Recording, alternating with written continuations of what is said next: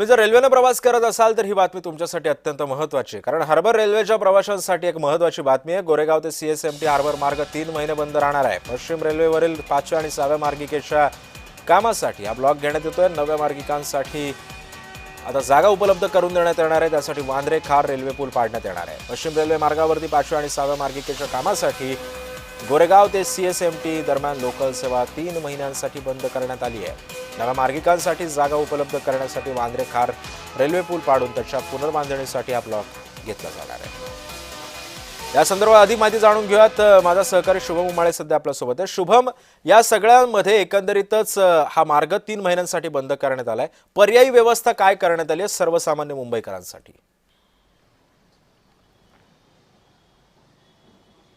सिद्धेश, अत्यंत महत्त्वपूर्ण बातमी मुंबईकरांसाठी सध्या समोर येत आहे की मुंबईमध्ये सीएसएमटी आणि गोरेगाव ही ट्रेन ज्याच्यामध्ये अनेक प्रवासी आज अवलंबून असतात आणि दैनंदिन प्रवास करत असतात, त्यांच्यासाठी ही महत्त्वाची बातमी आहे की ही मार्गिका जी आहे संपूर्ण ही 3 महिन्यांसाठी बंद करण्यात येणार आहे।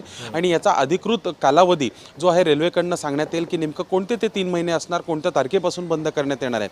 आणखी मिळालेल्या माहितीनुसार 5व्या आणि 6व्या मार्गिकेचं काम हे डिसेंबर 2026 पूर्वी पश्चिम रेल्वेला करायचा आहे। आणि त्यामुळे वांद्रे खारचा जो ब्रिज आहे तो देखील पाडण्यात येणार आहे आणि त्याची पुनर्बांधणी जी आहे मोठ्या स्वरूपात ही देखील करण्यात येणार आहे। आणि यासाठीच कुठेतरी महत्त्वपूर्ण निर्णयांसाठी जो आहे नागरिकांना कुठेतरी त्रास होणार आहे की 3 महिन्यांसाठी ही रेल्वे मार्गिका जी आहे ती बंद असणार आहे। सध्या पाहायला गेलं तर सर्वात प्रथम हार्बर मार्ग हे पहिले वांद्रेपर्यंत होतं, मग अंधेरीपर्यंत, आणि आता त्याचं एक्सटेन्शन मागील 2.5 वर्षांपासून हे गोरेगावपर्यंत गेलेलं आहे। आणि कुठेतरी मुंबईतील चाकरमान्यांना याची सवय देखील झालेली आहे आणि अशामध्येच ही मार्गिका 3 महिन्यांसाठी बंद होणार आहे।